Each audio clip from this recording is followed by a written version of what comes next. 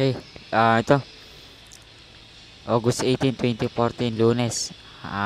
Dinner time na po namin ni Kuya. Share ko lang po yung ulam namin ngayon. Yan, tuna kaldereta. Okay, August 18, 2014, Lunes. Kuya,